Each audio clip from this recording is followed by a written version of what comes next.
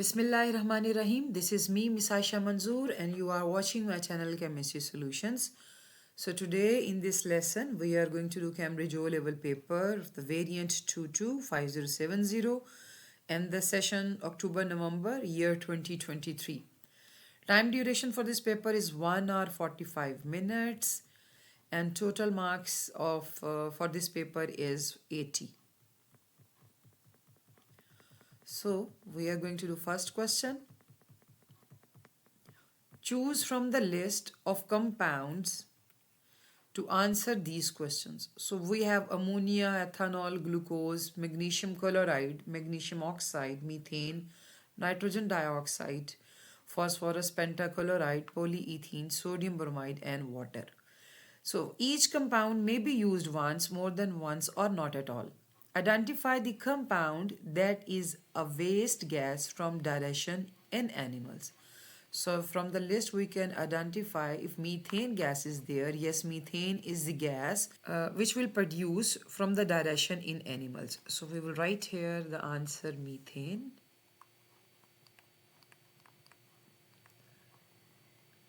So turns blue cobalt chloride pink, that is water. This is the identification test for water as well. Reacts with ethene above 100 degrees centigrade to produce ethanol. So this is again water. So in the presence of steam, when alkene reacts with the steam in the presence of concentrated phosphoric acid and 450 degrees centigrade temperature, it will form alcohol, that is ethanol, CH3CH2OH. So this was the alcohol which will be produced by this reaction. So water will be used. So is a product of photosynthesis. Yes, glucose is basically produced. We will check that in the list. Yes, glucose is there in the list. This one is the glucose. So we have to move on. Glucose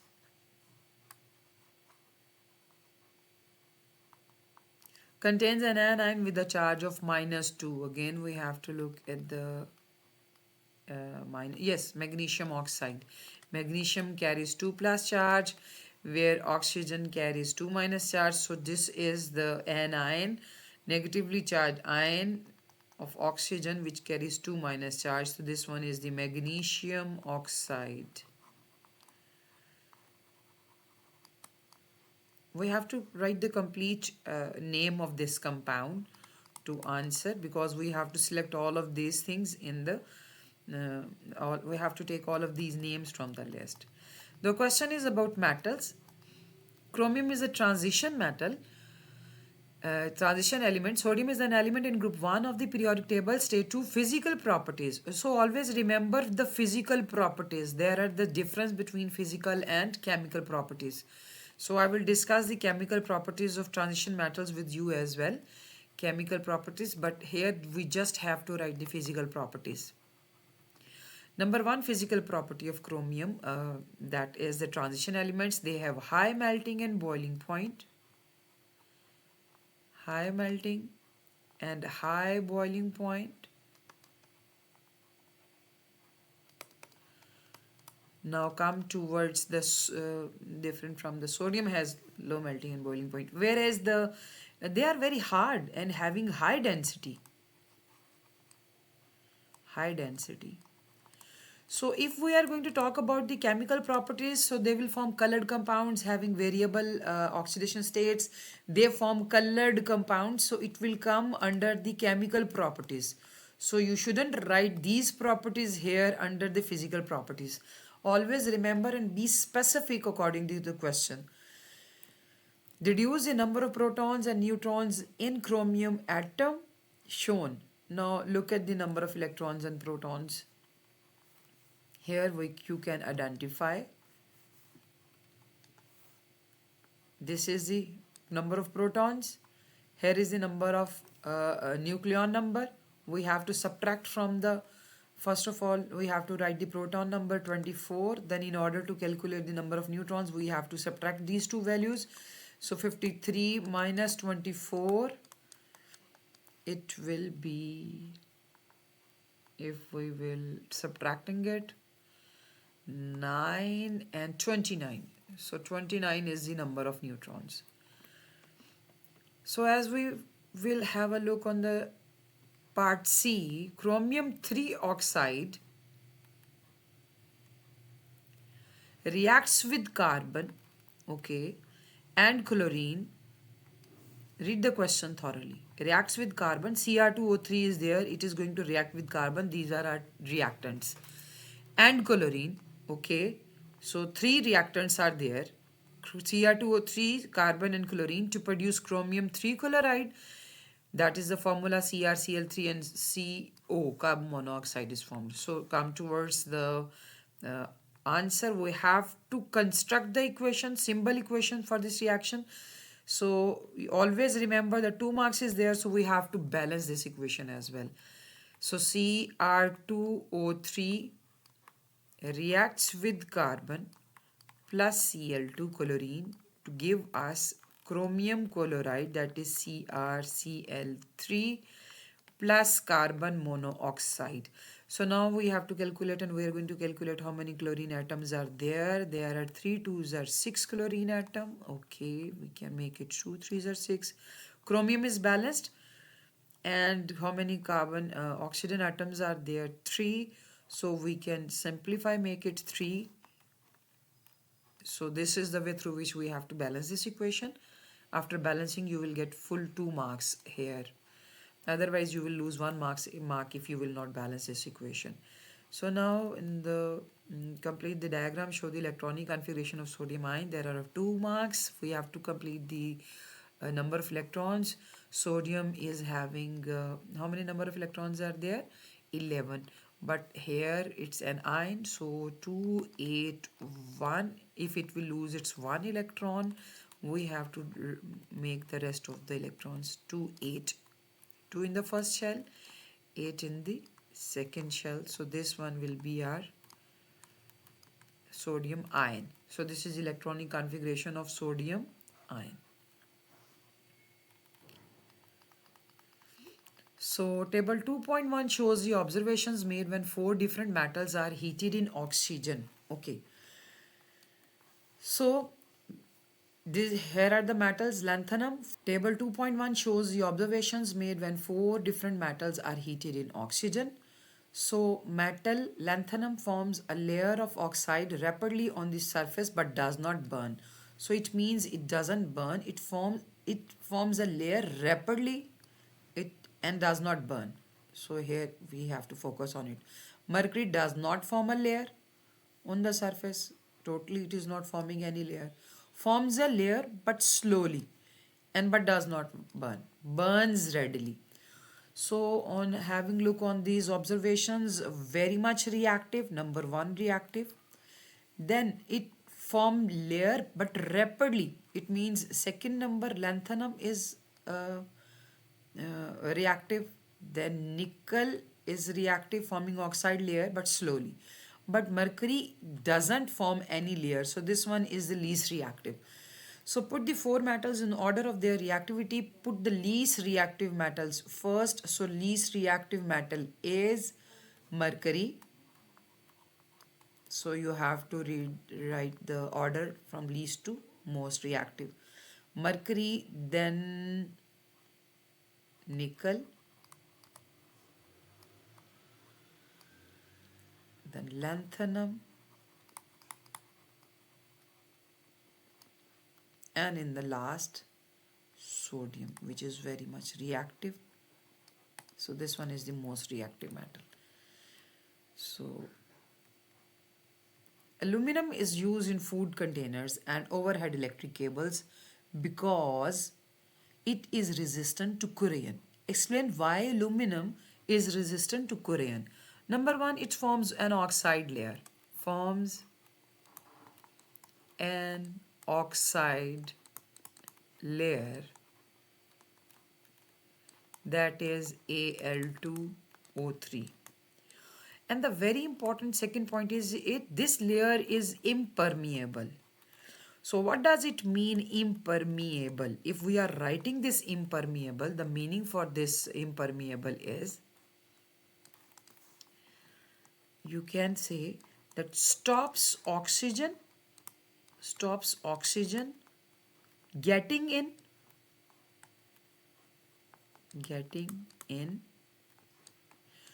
stops acid getting in, stop acids getting in, and stop water getting in.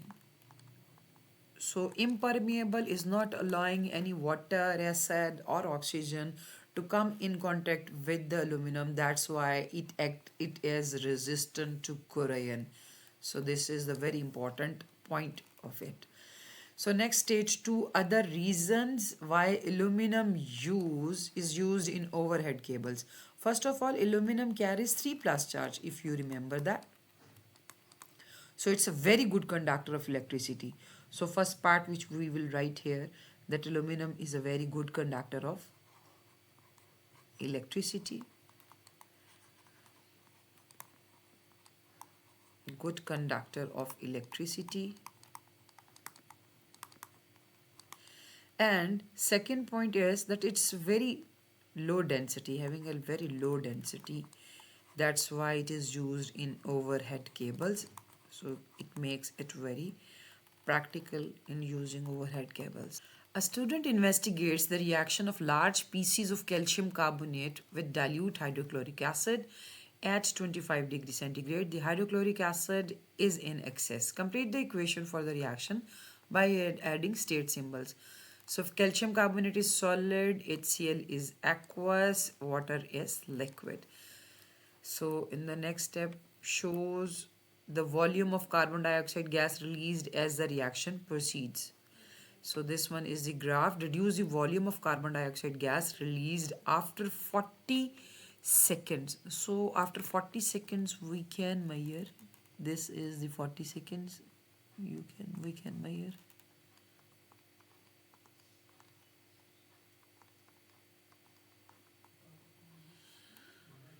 31, 2, 3, 4. So this one is the 34 centimeter cube is the answer.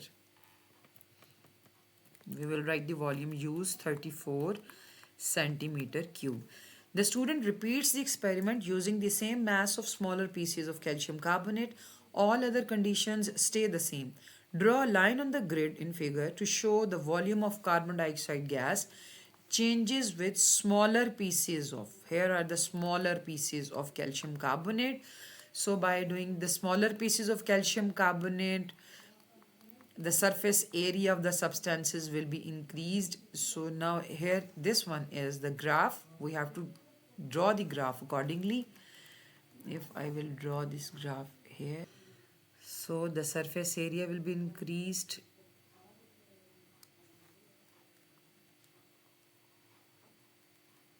So this is the way through which we have to calculate the graph. So this one is the steeper the curve.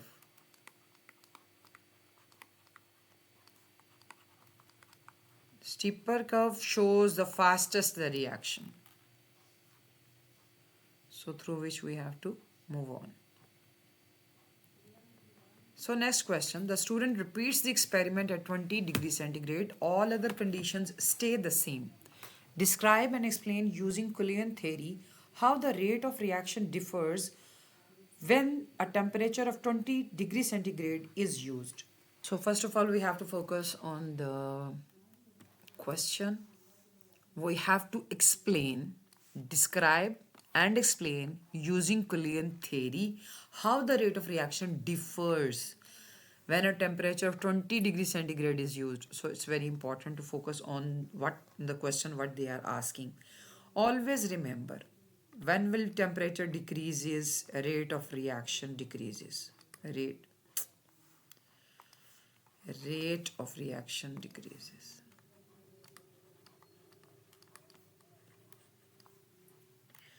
There is no mark for this point for the rate of reaction decreases because this is not being asked to them. They are going to ask, describe and explain using Cullinan theory. First of all, we will say rate of reaction decreases. Now, this point will awarded 1 mark that the particles have less kinetic energy. Okay,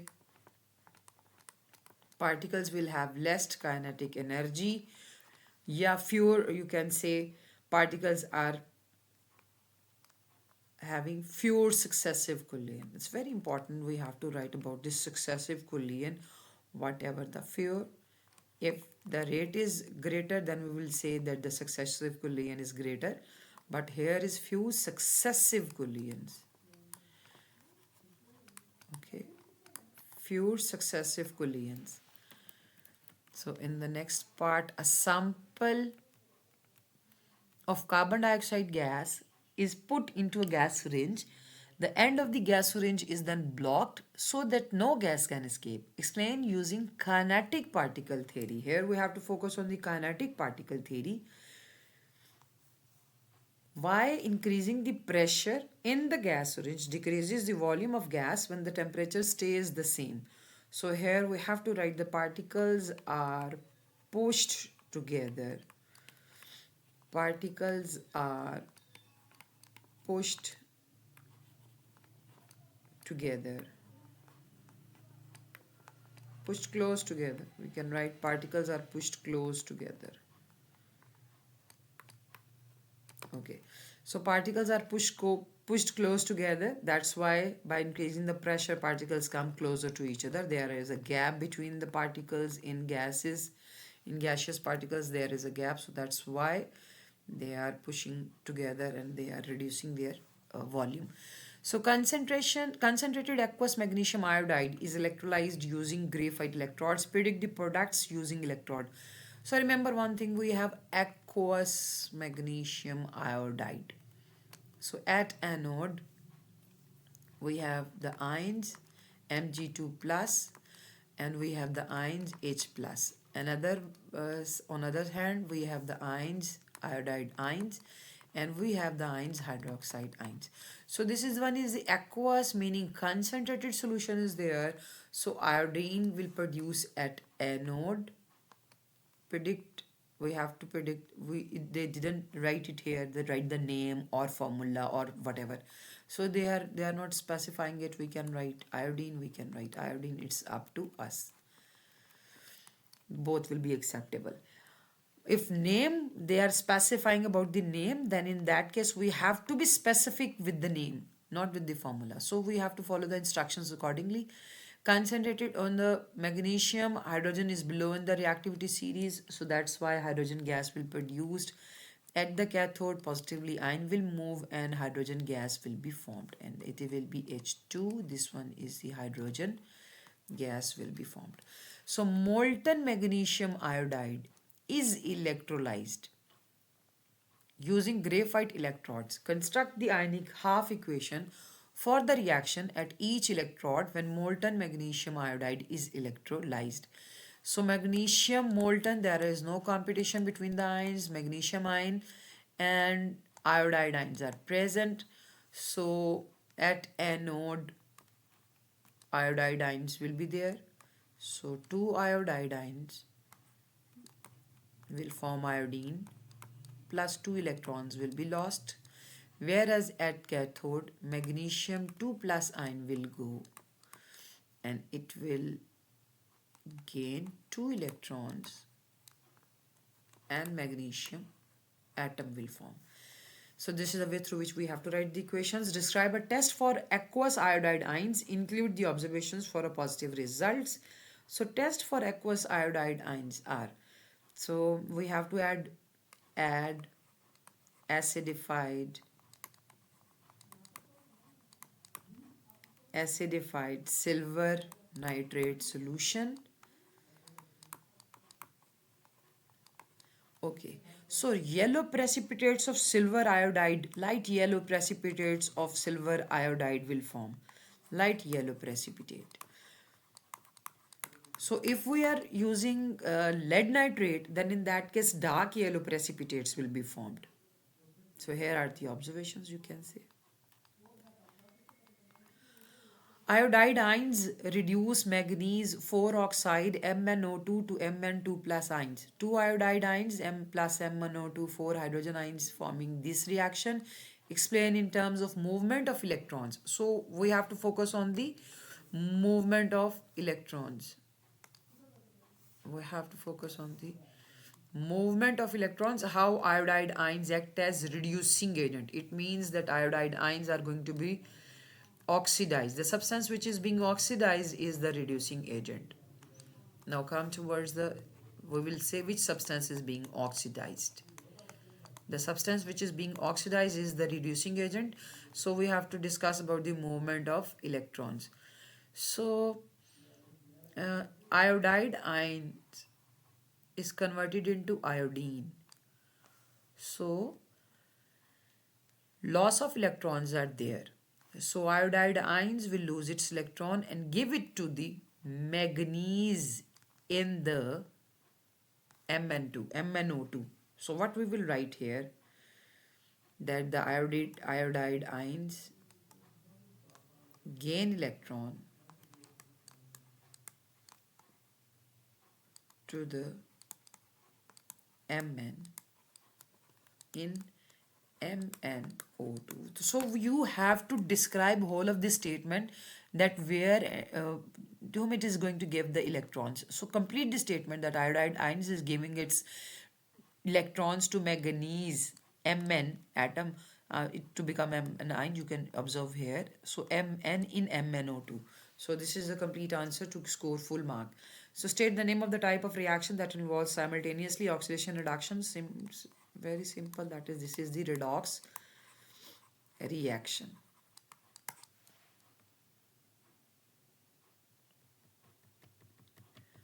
Phosphorus 3 iodide ion 3 iodide is produced when phosphorus reacts with iodine. Complete figure 4.1 to show the dot and cross diagram for a molecule of phosphorus 3 iodide. So this is the you have to draw the bonding pair.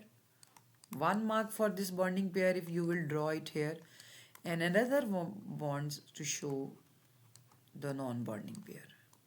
Rest of the electrons must be shown in these atoms, otherwise we couldn't score mark for this. So this question is of 2 marks, one to show bonding electrons and another one to show all of the non-bonding pairs of electrons. Displayed formula for compound A. On figure, draw a circle around the functional group that reacts with aqueous bromine. So here is the carbon to carbon double bond. This is the functional group of alkene. Describe the color change when excess compound A is added to a few drops of aqueous bromine in a test tube. So in the previous past papers marking schemes, you can check the orange brown, red brown color is there. But now they have just written the name orange. So color of aqueous bromine is orange. So we have to follow the new instructions. So color after addition of compound A, because carbon to carbon double bond is there. So this orange color will be decolorizes and colorless solution will become colorless. Deduce the molecular formula of compound A. So come towards the molecular formula of compound A. How many number of carbon atoms are there? We will find it here. C4, H, 1, 2, 3, 4, 5, 6, 7, 8 and O. So this is the molecular formula for this compound C4H8 and O. Compound A is a liquid at room temperature. Describe the motion and separation of the particles in a liquid. So if we are going to talk about the motion, so how liquids move, liquids particles slide over each other. Particles slide over each other.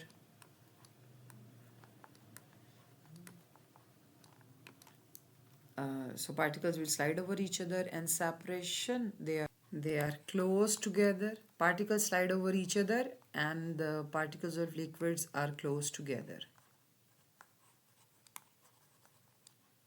Compound A is a liquid at room temperature. Describe the motion and separation of the particles in a liquid. Motion is slide over each other, and the separation, the particles are very close together. So we have to talk about the separation and movement of liquid particles. Shows the structure of compound B. Compound B is polymerized. Draw two repeat units of the polymer formed when compound B is polymerized. So you have to identify and check how you can write this formula. So the point is this, we have to open these end like this. In the polymer we have to open these ends. So there are two carbon atoms. One carbon atom is here. Another carbon atom we can write at the under this carbon atom. So we can write this here. So at one position we will place, you can write CH3 here and H here. So this is the one repeating unit, but one unit. We have to make two units for this polymer. Again we will repeat the same atom and form the repeat units accordingly. CH3 like this. Again we will repeat and should be open. So this is the way through which we will draw its two units polymer, two repeating units of this polymer. So here we have drawn it.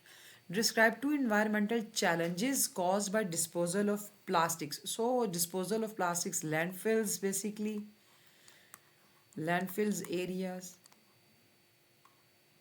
Then accumulation of plastics we can say. This is the second point. Accumulation of plastics in oceans. So there are 3 points. In 3 points you can write any two. Plastics in oceans. And the last you can write formation of toxic gases.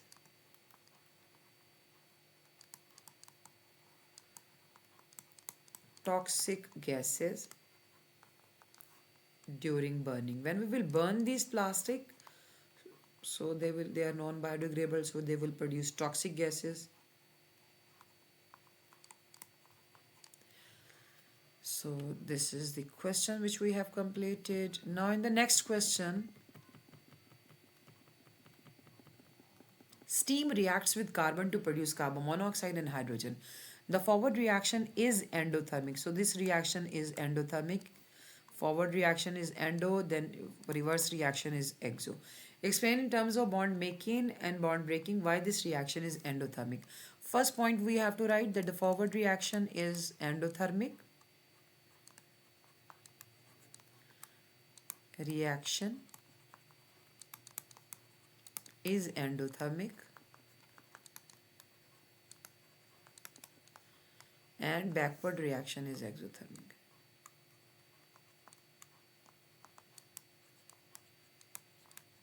Reaction is exothermic.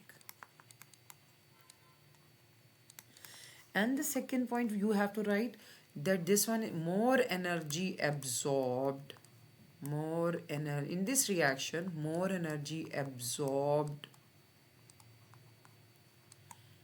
in bonds breaking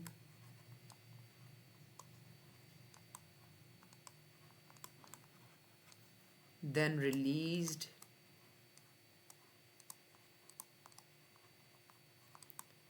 in bonds making. So this reaction is the endothermic reaction. We have to explain. So this explain make it very good. If you can write that the forward reaction is endothermic and bonds are broken down at the backward side, whereas the bonds are broken down in the forward side, and energy is absorbed, and when energy absorbed, bonds will be broken, whereas when energy released, new bonds will be formed. So more energy absorbed in bonds breaking than released in bond making. So we have to explain this concept. So the transfer of thermal energy in chemical reaction is called the enthalpy change. Write the symbol for the enthalpy change. Include the signs for the endothermic. Okay, this one endothermic enthalpy change is this delta shows change. Enthalpy means heat, H for heat. So that is the delta H for this enthalpy change. Carbon monoxide, water and carbon dioxide are formed during the incomplete combustion of carbon containing fuels. Name one other substance formed during the incomplete combustion of carbon containing fuels, very limited, we have to name, so we have to write the name. So there can be the carbon, or the other particles, carbon soot will produce basically when very limited supply of oxygen is there in the incomplete combustion. So it will produce. One adverse effect, carbon monoxide is fatal gas, toxic gas. So this one is very dangerous for health and for life as well. Hydrogen is used in hydrogen oxygen fuel cell. Describe two advantages, okay, of a hydrogen oxygen fuel cell compared with the gasoline petrol engine. So number one advantage for this is the water is the only product. This is the one major advantage. Water is the only product. No carbon monoxide is only product. Water is the only product. No carbon dioxide gas. Higher efficiency. Quieter. So we have to write only 2 points. Transfer more energy per gram of fuel. Efficiency. Okay. So quieter, transfer more energy per gram of fuel. You can write that point as well here. Dilute hydrochloric acid reacts with aqueous sodium carbonate. Okay. A student titrates 20.0 centimeter cube of 0.0250 mole per decimeter cube of, no, first what we have? We have this amount of sodium carbonate. Then we have 15.5 centimeter cube of dilute hydrochloric acid. Then we have this concentration of aqueous sodium carbonate. We have to calculate the concentration mole per decimeter cube of dilute hydrochloric acid. So we have this equation. So let's proceed on how we are going to do this. Number one, we have to calculate the moles of Na2CO3. This one is the sodium carbonate. Na2CO3. What we will do, we will use the concentration into volume. Volume should be in decimeter cube, but we have in centimeter cube. We will divide this volume with the 1000. Multiply by the concentration, that is 0.0250, and the answer will be 5 into 10 raised to power minus 4. Okay. Now what we have to do, next step will be of different color. We have to calculate the moles of HCl. We will do the ratio method, Na2CO3 ratio with the HCl. So 1 ratio of Na2CO3 with 2 ratios of HCl. We will write the 5 into 10 raised to power minus 4. Multiply it with the values. We will get the answer here. And it will be 1 into 10 raised to power minus 3. So these are the moles of HCl. So come towards the concentration. In order to calculate the concentration, concentration is equal to mole over volume. So the moles are 1 into 10 raised to power minus 3, and volume is 15.5. So we have to divide 15.5 by 1000 to put the value over there to convert the value in decimeter cube. So answer will be 0.0155 decimeter cube.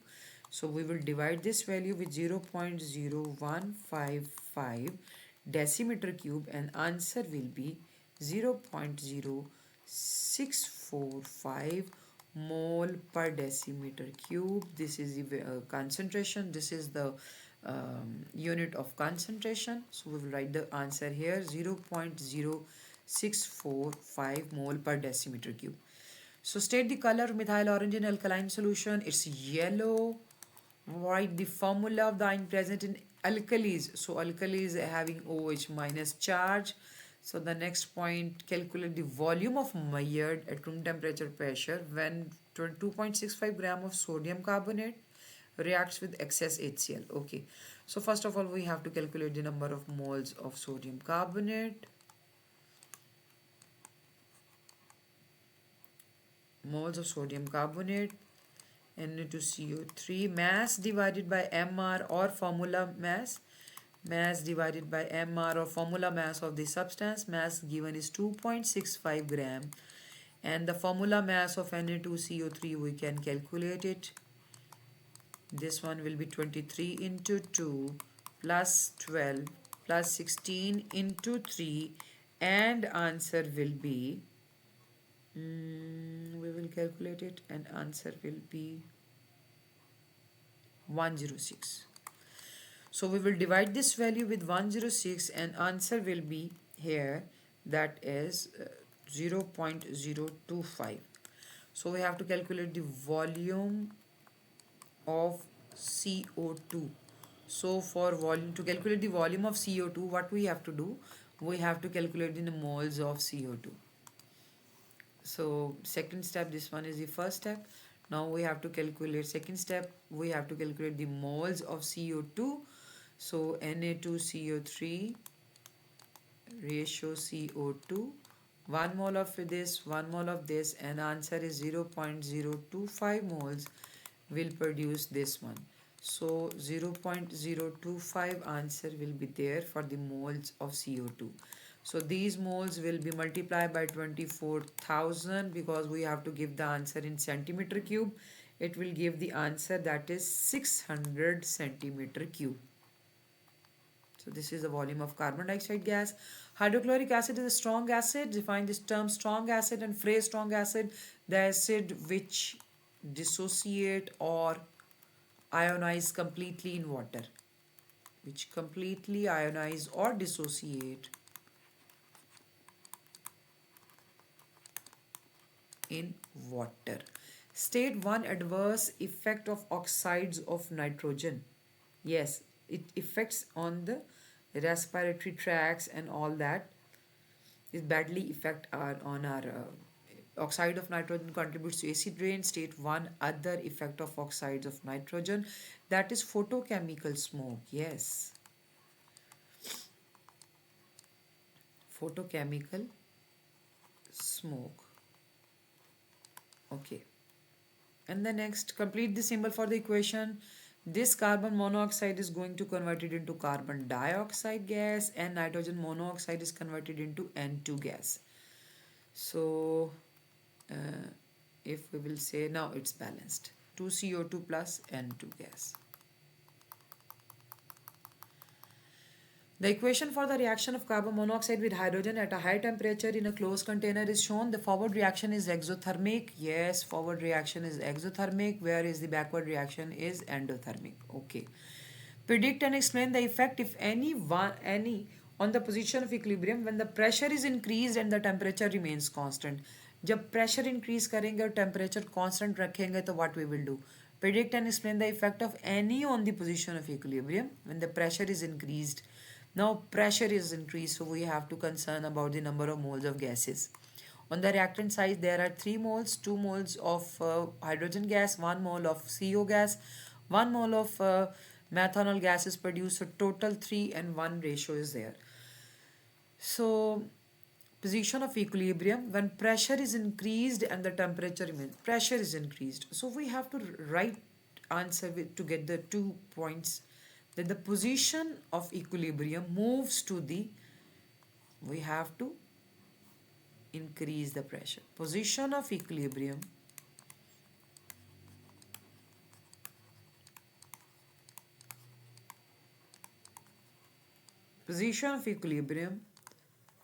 moves to the right. Why? Because on the right hand side, number of moles of gases are less. On the right hand side,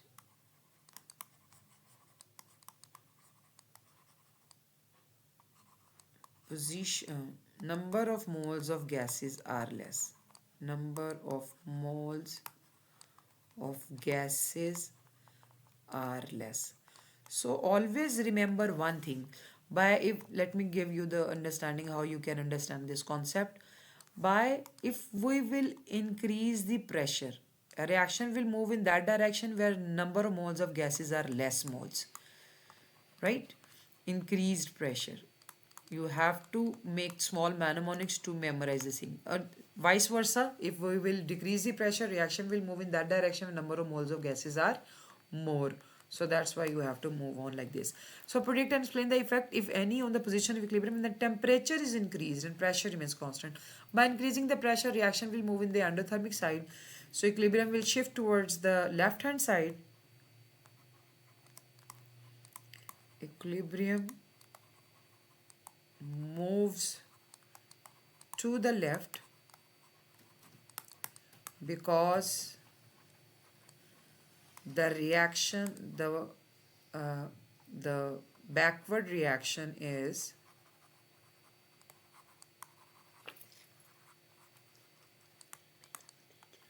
exothermic.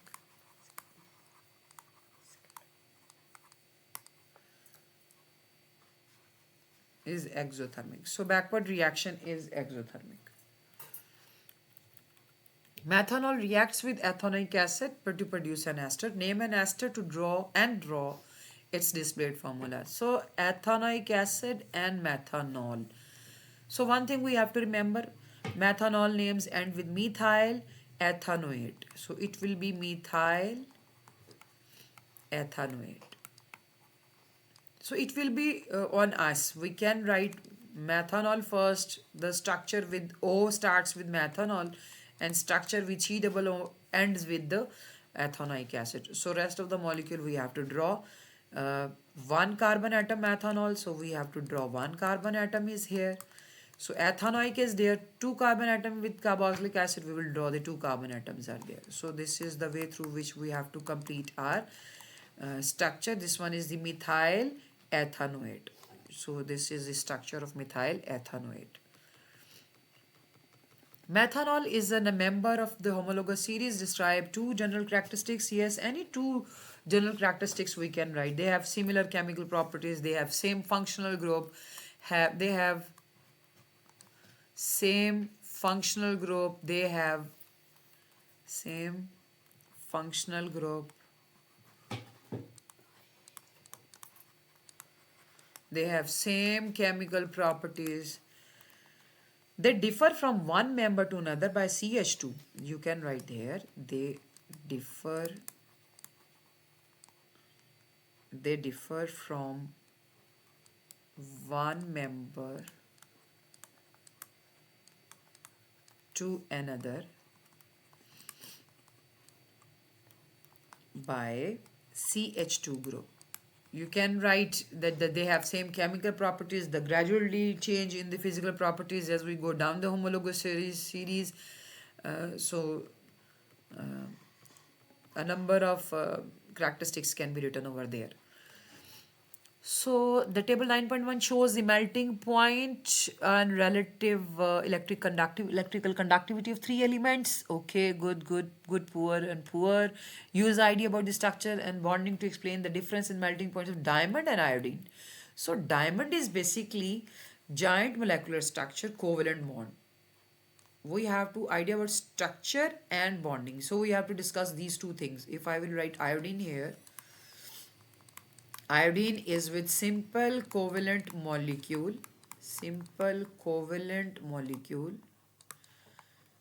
whereas if we are talk about the graphite or diamond, sorry, if we are talking about the diamond, so diamond is having the structure strong covalent bond, strong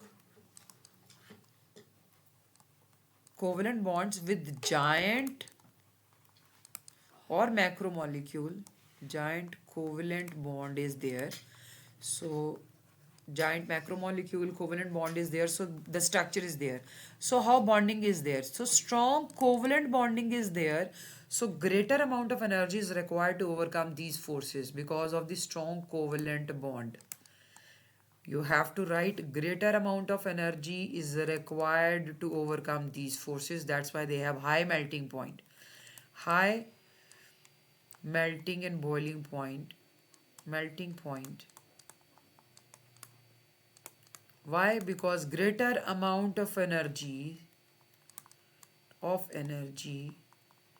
is required to overcome or to break this form, overcome the bonds between the atoms. So iodine is simple covalent molecule. It has weak intermolecular forces among the particles, so it has low melting point. Weak intermolecular forces, less amount of energy is required to overcome these forces. That's why they have low melting point as compared to the diamond. So in difference in the electrical conductivity of calcium and iodine, calcium is metal having free moving electron, or mobile electrons have mobile electrons, whereas iodine having no free moving electron or mobile electrons. Iodine having no free moving electron or having no mobile electrons. So that's why they do not conduct electricity. Diamond and graphite are different forms of carbon. Explain in terms of its structure why graphite is a lubricant. Okay.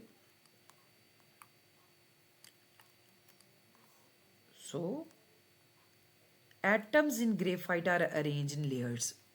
If we are going to talk about the structure, so atoms in graphite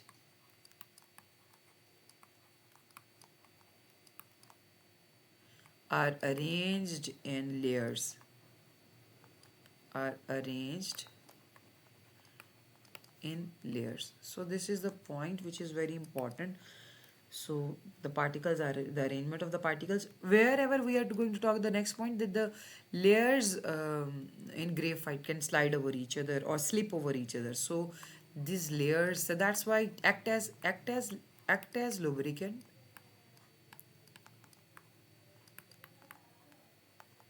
because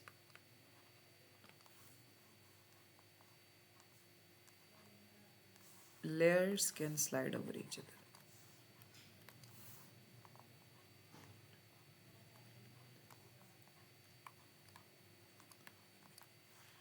Because layers can slide over each other. So this is the way through which you have to answer this question.